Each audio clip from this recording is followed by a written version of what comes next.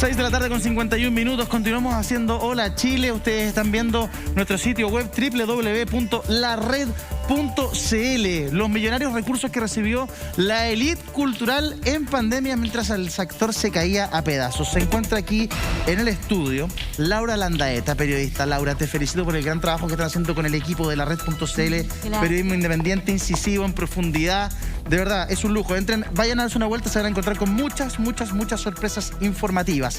Gracias por estar con nosotros, Laura. Muchas gracias. Gracias por la invitación. También nos acompaña aquí en el estudio Erto Pantoja, actor. Estuvimos conversando con él vía Zoom hace algunos días atrás. Ex concejal y actor. Gusto saludarte, Héctor, Erto, y conocerte aquí en persona. Gracias por estar acá. Igualmente, muchas gracias por la invitación. Encantado. Laura, entremos de inmediato en materia de este reportaje que tiene la red.cl y que habla de cómo la élite cultural se vio favorecida con aportes del gobierno, aportes millonarios, hay que decir además. ¿Qué nos puedes contar en detalle? Bueno, hicimos un barrido, un análisis de tanto de los fondos concursables que se entregan el año 2020, que a comienzos de la pandemia, como de un fondo especial de coyuntura que se entrega este año 2021, producto de todo la crisis que provoca en el entorno cultural la misma pandemia, la falta de oportunidad de trabajo para el sector cultural, y nos encontramos con nombres que nos llaman la atención, porque si bien es cierto que eventualmente todo el sector de la cultura ha sufrido y ha sido golpeado por la crisis de la pandemia, aparecen nombres que uno podría decir, eventualmente esta gente no necesita estos fondos, no necesita 17, 20, 18, 35, hasta 50 millones de pesos que se le otorgaron. Hay una galerista, por ejemplo, que recibe 50 millones de pesos y está casada con uno de los accionistas del Banco BCI. O sea, uno dice, ¿por qué una galería de arte necesita en un fondo de coyuntura 50 millones de pesos si se supone que hay gente que tiene los recursos, versus la realidad que vemos de músicos, de actores, del propio teatro municipal, que está en sociedad con la red y que nosotros estamos transmitiendo, y que gracias a esta sociedad se ha podido visibilizar el trabajo que ha dejado de hacer el teatro municipal, pero que también está en crisis, no se venden entradas, no hay conciertos en vivo. Entonces se genera esta suspicacia acerca de cómo se reparten estos fondos, qué es lo que sucede, de qué manera, quién selecciona la repartición de estos fondos. Nos comunicamos con el Ministerio de la Cultura y las Artes para saber cómo la Subsecretaría de la Cultura y las Artes, que además maneja el 70% del presupuesto total del Ministerio, selecciona a este jurado que reparte estos fondos. Nos prometieron entregarnos la lista de los jurados, no lo hicieron. Nos demoramos 4 o 5 días en hacer este reportaje esperando esa información. O sea, no es que los llamamos un día en la noche y lo publicamos el otro día en la mañana.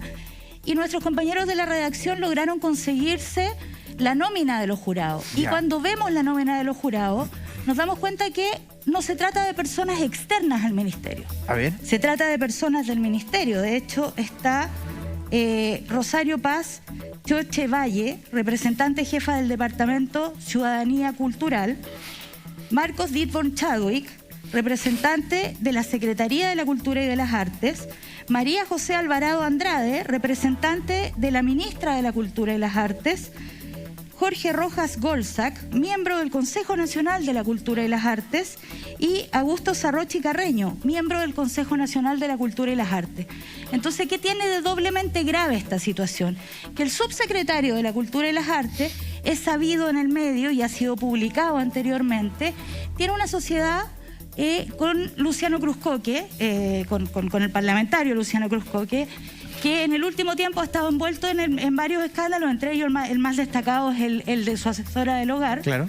Y en el mismo periodo en que estaban cortando el contrato con la asesora del hogar y que se estaba conociendo esta situación de que no se le habían pagado las imposiciones, etcétera, la suegra de Luciano Cruzcoque y la esposa de Luciano Cruzcoque, que además fue ministro también de Cultura y Arte, estaba recibiendo parte de estos fondos como beneficio. Entonces, realmente tú empiezas a ver esta situación y te llama la atención de qué manera se está repartiendo este tipo de beneficios que deberían ayudar a quienes realmente lo necesitan. es bien llamativo los nombres y los montos que uno se encuentra en este informe. Estoy revisando, por ejemplo, el caso de que tú nos traías, Laura, el caso de Isabel Aninat, que es la suegra del diputado Luciano Cruz Coque. Ella tiene una galería de arte en Vitacura llamada Espacio Aninat y recibió 17 millones de pesos aproximadamente, casi 18 millones de pesos aproximadamente en estos fondos de emergencia. Por otro lado, Patricia Reddy, una mujer ligada a la cultura de mucho tiempo, es la mujer de Juan Yarur, un hombre de muchos recursos asociado al banco, a la banca nacional. Recibió un aporte va a recibir un aporte de 99 millones de pesos en total. 48 ya fueron entregados y 48 hay comprometidos para más adelante. Entonces, Erto, ¿cómo se entregan estos fondos? ¿Qué ves tú acá? Hemos visto otros espacios culturales que han dicho durante la pandemia nadie nos ayudó. En algún momento Alfredo Castro, si no me equivoco, fue una de esas voces que se levantó. Necesitamos ayuda, decían. Pero aquí hay ayuda, hay dineros. Mira, es un signo también del criterio en el fondo del Ministerio de la Cultura, de cómo funciona, y el criterio de este gobierno. Más allá del nombre de estas personas, digamos, de la investigación que hizo Laura, yo te diría que, ¿cómo en tiempos de pandemia, primero, no tener la visión de espesor artístico para tener un jurado que realmente cale, un jurado externo, un jurado que tenga criterio artístico, un jurado que tenga el espesor artístico y la inteligencia para poder elegir a la gente? Además que el criterio de cómo en tiempos de pandemia, si ellos también tienen derecho a postular, son ciudadanos chilenos, claro, ¿cachai? Tienen derecho, pero el punto es cuál es el criterio que tú lo haces para otorgar estos premios. Yo te digo, tú también me presentaste como ex concejal de Maipú. Yo fui presidente de la Comisión de Cultura de Maipú. Maipú es una comuna multicultural, una comuna que tiene muchos movimientos, de danza, de grafiteros, de cueca, de música, de folclore, de todo. Y yo veía cómo ellos requerían ayuda del Estado y jamás se les dio. Jamás se les dio, por lo menos en este gobierno. Y ellos hacen el arte a punta y codo, porque se juntan en las casas de algunos amigos, se juntan en la plaza, tocan, componen y hacen un montón de cosas. Entonces, en tiempos de pandemia, uno que debería generar recursos para que esa gente, sobre todo, no digo solamente a los jóvenes, sino que toda la gente que estamos pandemiados, estamos golpeados, además, bienmente golpeados por el estallido social que hizo que el país sea otro. ¿Cómo el gobierno y el Ministerio de Cultura no se entera que el país es otro? Y que los criterios tienen que ser otros. Y que el nivel en el fondo de financiamiento cultural tiene que ir directamente a los grupos. Para que esa gente genere en sus entornos vecinales, no solamente el gran artista, sino que genere en los entornos vecinales movimientos culturales que permitan que la gente se llene de cultura y se llene de vida. O sea, no son los tiempos con este criterio. Yo no voy a hablar de las personas a las cuales llegó o no, porque ellos tienen derecho a postular. Pero no son los tiempos en que una galería acoge y dice, oh, mira, aquí hay un artista fantástico. Ven para acá, yo te voy a apoyar, ven aquí, yo soy tu mecenas y todo el cuento. No, o sea, las galerías y todos los espacios públicos son movimientos de generación de mucha más instancia.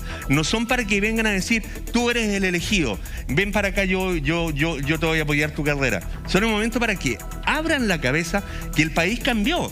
Y los movimientos en las calles y los movimientos en los centros culturales y la energía que tiene la gente para salir adelante en esta pandemia y para darle golpe cultural al estallido social son otros los criterios. Claro. O sea, ahí tiene que haber un espacio de reflexión también en el Ministerio de la Cultura, de pensar, el país cambió, ¿para dónde tiramos? El Ministerio de la Cultura, ¿para dónde se va? ¿A quién apoya? La verdad es que uno no podría cuestionar que existan fondos para cultura. Es espectacular. De hecho, los propios nombres, uno podría decir, a lo mejor había una exposición increíble que merecía el apoyo, pero ¿cómo se decide a quién se le entrega? Cuando no existe transparencia respecto de los requerimientos que el equipo de la red.cl, de Laura y de sus periodistas hicieron para que se entregase toda la información, es parte de las grandes dudas que van quedando. Vamos a tomar contacto con la redacción, son las 7:07:1, estamos ya pasados y retomamos la conversación con nuestros invitados.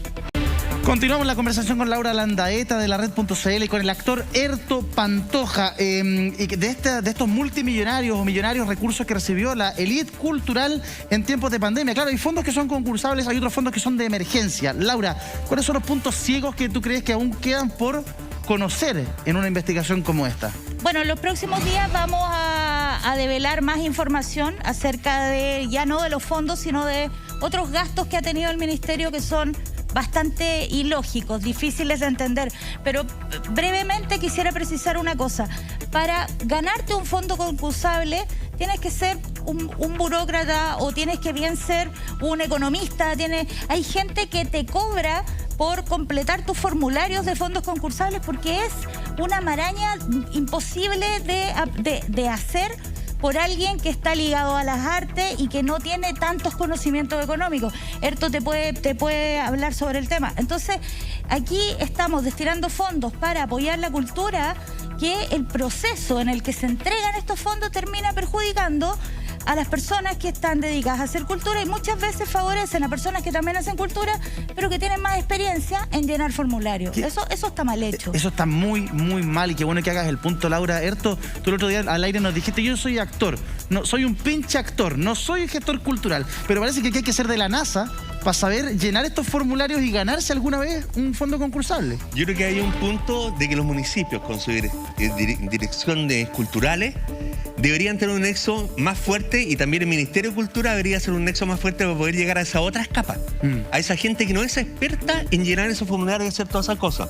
Entonces el municipio también tiene una obligación, como ellos tienen el catastro de los grupos, de la gente que trabaja en sus comunidades, de generar un vínculo y que el Ministerio de Cultura, en vez de hacer estas listas abstractas con jurados que uno no sabe quiénes son, debería el Ministerio, con estos tiempos de pandemia y después del estallido social, entender que la cultura también está en la base, sí, que está en la ciudad, que están en esos lugares. Y ellos mismos generar entonces, a lo mejor no son todos estos fondos concursables para grandes millones de pesos, sino que el ministerio a lo mejor podría dar un giro de cabeza y decir, bueno, tenemos esta cantidad de miles de millones de pesos, metámoslo en los municipios, a través de los municipios, en las comunidades mismas. Claro. Para otros actores que no van a ser las grandes estrellas de Hollywood ni los grandes pintores y todo el cuento, pero que sí generan una cultura que le hace bien al país. En esta cultura de la focalización de la ayuda y de fondos, de pronto ahí están discriminando de manera errada, porque es muy complejo. O sea, la gran polémica a partir de los apoyos financieros del Estado, del gobierno, a la gente